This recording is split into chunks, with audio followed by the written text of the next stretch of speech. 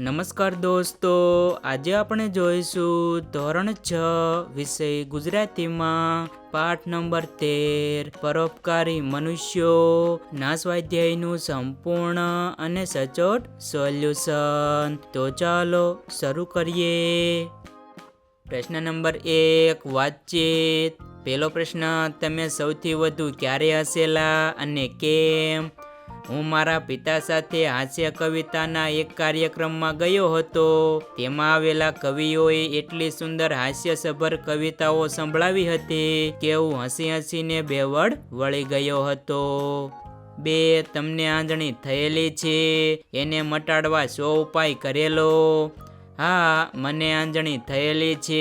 મને આંધળી થઈ ત્યારે મારા પપ્પા મને ડૉક્ટર પાસે લઈ ગયા હતા। તેમણે મને આંખમાં નાખવાના ટીપા અને દુખાવો ન થાય તે માટે પીવાની એક દવા આપી હતી। તેનાથી મને દુખાવામાં રાહત થઈ હતી અને ટીપા નાખવાથી 4-5 દિવસમાં આંધળી સુકાઈ ગઈ હતી। 3, ઇન્જેક્શન લેતી વખતે કેવું થાય છે? ઇન્જેક્શન લેતી વખતે મચ્છર કરડે તેવો તીણો દુખાવો થાય છે। થોડી વાર પછી રાહત થઈ જાય છે। 4, ડોશીમાનું વૈદ્ય એટલે શું? ડોશીમાનું વૈદ્ય એટલે ઘરગથ્થુ ઉપચાર। ઘરમાં રહેલી સામગ્રીથી કરવામાં આવતા ઉપચારને ડોશીમાનું વૈદ્ય કહે છે।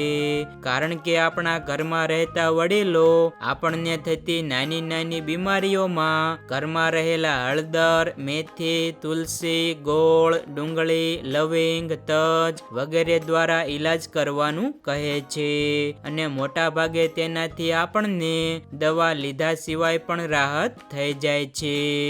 5, ચંદનના ગુણ કોણ જાણે છે? કહો। ચંદનના ગુણ ચંદન વાપરનાર જાણે છે। ચંદન ઔષધ છે, સૌંદર્ય વધારનાર છે। ચામડીના દર્દોને મટાડવા ચંદન જેવું એકેય ઔષધ નથી। પિત્ત શામક છે, હૃદય માટે હિતકારક છે, દુર્ગંધનો નાશ કરે છે।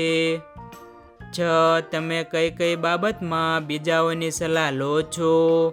અભ્યાસ અંગે કોઈ સમસ્યા હોય ત્યારે મારા શિક્ષકોની, રમત અંગે કોઈ શંકા હોય ત્યારે મારા મિત્રોની અને બાકીની બાબતોમાં જરૂર જણાય ત્યાં મારા પરિવારના વડીલોની સલાહ લઉં છું। પ્રશ્ન નંબર 2, પાઠના આધારે જોડો। ડૉક્ટર, તો તેની સામે આવશે પાકે ત્યારે નસ્તર મૂકવું। કુટુંબી મિત્ર, તો તેની સામે આવશે તુવેરની દાળ ઘસીને ચોપડવી। મુનિમ, તો તેની સામે આવશે કેસર ઘોળીને ચોપડવું। કેશવ, તો તેની સામે આવશે સિંદૂર દબાવી દેવું। માસી, તો તેની સામે આવશે ચંદન લગાડવું। રસોઈયો, તો તેની સામે આવશે સૂંઠ ચોપડવી। પારસી, તો તેની સામે આવશે કાંદાનો રસ લગાવવો। ફોય, તો તેની સામે આવશે શીરો ખાવો। પ્રશ્ન નંબર 3, સ્ત્રીલિંગ કરવાથી કદસૂચક, વહાલસૂચક અને કોમળતા સૂચક બનતા હોય તેવા બીજા શબ્દો લખો।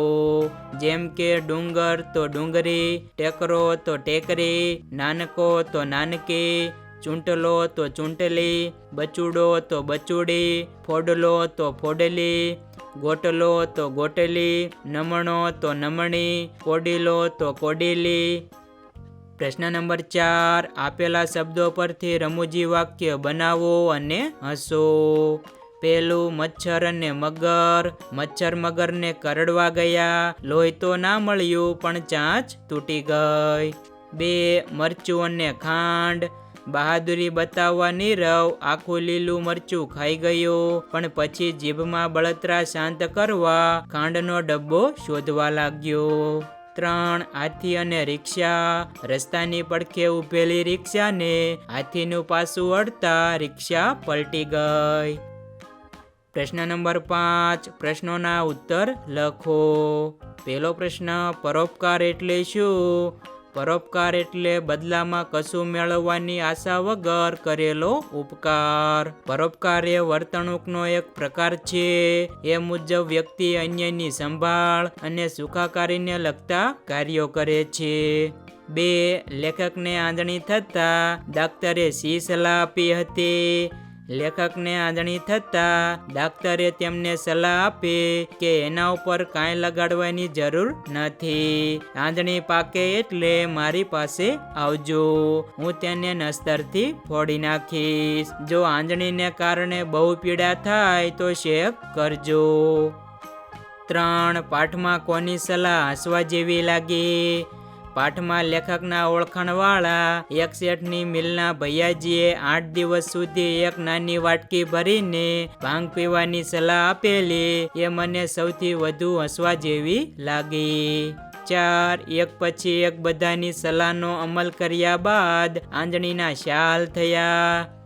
એક પછી એક બધાની સલાહનો અમલ કરવાને કારણે આંધણી પર દવાઓના પડ ઉપરા ઉપરી કરવાથી આંખની બાજુ પર એક નાની ડુંગળી બની રહી હતી. 5. ઊંટવેદ શબ્દનો અર્થ જાણીને લખો. ઊંટવેદ એટલે ઊંટવેદ કે જે માણસની દવા કરવાને લાયક ન હોય એવો લેભાગુ વેદ. આથી ઊંટવેદ એટલે પરિણામ શું આવશે તે વિચાર્યા વગર કરવામાં આવતો દર્દીનો ઉપચાર. 6. આંધણી મટાડવા લેખકના પ્રયાસોની સફર વર્ણવો. તો વિદ્યાર્થી મિત્રો, અહીં આપણે લેખકે આંધણી મટાડવા જે પણ પ્રયાસો કર્યા હતા તે અહીં આપણે લખેલા છે, જે તમે જોઈને લખી શકશો. પ્રશ્ન નંબર 6. દરેક વાક્યમાં 1-2 શબ્દ ભૂલ ભરેલા છે, તે શબ્દ શોધો, તેના પર છેકો મારી યોગ્ય શબ્દ લખો. તો જોઈએ. રવિવારે સવારે સ્ટેશન પર ગયો ત્યારે ઠંડી હતી. મને પરાણે વાંદરા ટોપી પહેરાવવામાં આવી હતી. મને વાંદરા ટોપી નથી ગમતી, પણ એ પહેરવી પડશે જ એ શરતે જ મને સ્ટેશન જવાની રજા આપવામાં આવી હતી. પ્રશ્ન નંબર 7. ઉદાહરણ વાંચો અને તે મુજબ વાક્યો બનાવીને લખો. ઉદાહરણ જોઈએ. આંખો અને રડી. જુઓ તો ખરા, રડી રડીને મારી આંખો ડુંગળી જેવી થઈ ગઈ છે. ચોપડી અને વાંચી. જુઓ તો ખરા, વાંચી વાંચીને મારી ચોપડી ઘસાઈ ગઈ છે. નોટ અને લખી. જુઓ તો ખરા, લખી લખીને મારી નોટ ભરાઈ ગઈ છે. પગ અને ચાલી. જુઓ તો ખરા, ચાલી ચાલીને મારા પગે ગોટલા જામી ગયા છે. કાન અને સાંભળી. જુઓ તો ખરા, સાંભળી સાંભળીને મારા કાન થાકી ગયા છે. ખુરશી અને બેસી. જુઓ તો ખરા, ખુરશી પર બેસી બેસીને કંટાળો આવી ગયો. પ્રશ્ન નંબર 8. કૌંસમાં આપેલ શબ્દને યોગ્ય શબ્દ આપી ઉદાહરણ મુજબ લખો. પહેલું, પરેશ શાળામાં જઈને કહી આવ્યો કે હું આજે આવવાનો નથી. 2. આદિત્યએ કહ્યું કે હું આવીને તરત જ તમારું કામ કરી દઈશ. 3. અજય ભજન ગાઈને જ ઓફિસે જાય છે. 4. રોશન એના માતા પિતાનું નામ રોશન કરતો રહેશે. 5. સિદ્ધાર્થ ઘર છોડીને ચાલ્યો ગયો. પ્રશ્ન નંબર 9. નીચેના શબ્દમાંથી પ્રગટ થતો ભાવ દર્શાવતું વાક્ય તે શબ્દ વાપર્યા વગર બનાવો. આનંદ. આજે તો ઉત્તરાયણ હોવાથી પતંગ ચગાવવાની મજા આવશે. દુઃખ. કરણ બોર્ડની પરીક્ષામાં નાપાસ થતા તેના શોકનો પાર ન રહ્યો. નવાઈ. સૌથી નબળી ગણાતી નૈષદની ટીમ જીતતા સૌને આશ્ચર્ય થયું. ગુસ્સો. પ્રિય એવી ફૂલદાની નોકરે તોડી નાખતા શેઠને ક્રોધ આવ્યો. દયા. કોઈ પણ વ્યક્તિને તકલીફમાં જોઉં ત્યારે મારામાં કરુણા જાગે છે. પ્રશ્ન નંબર 10. લીટી કરેલા શબ્દો આડાઅવળા મુકાઈ ગયા છે, તેમને યોગ્ય વાક્યમાં ગોઠવો. પહેલું, ચંદુ ચરચરાટ હસે છે. સાચું વાક્ય બનશે ચંદુ ખડખડાટ હસે છે. 2. પાણી એવું ઠંડુ હતું કે મારા હાથમાં ખડખડાટ થયો. સાચું વાક્ય બનશે પાણી એવું ઠંડુ હતું કે મારા હાથમાં ચરચરાટ થયો. 3. શનિવારે સવારે પણ મનુ ધબધબાટ ઊંઘતો હતો. સાચું વાક્ય બનશે શનિવારે સવારે પણ મનુ ઘસઘસાટ ઊંઘતો હતો. 4. માથામાં વેણી નાખેલી પુષ્પા વર્ગમાં પ્રવેશી અને ઘસઘસાટ થયો. સાચું વાક્ય બનશે માથામાં વેણી નાખેલી પુષ્પા વર્ગમાં પ્રવેશી અને મગમગાટ થયો. 5. હાથીભાઈ આવે એટલે મગમગાટ તો થાય જ. સાચું વાક્ય બનશે હાથીભાઈ આવે એટલે ધબધબાટ તો થાય જ. પ્રશ્ન નંબર 11. તો શું થાય? વિચારો, લખતા જાઓ ને હસતા જાઓ. માણસોને પૂંછડી ઉગે તો તેનામાં તેના પૂર્વજો અર્થાત વાનરોના ગુણ આવી શકે.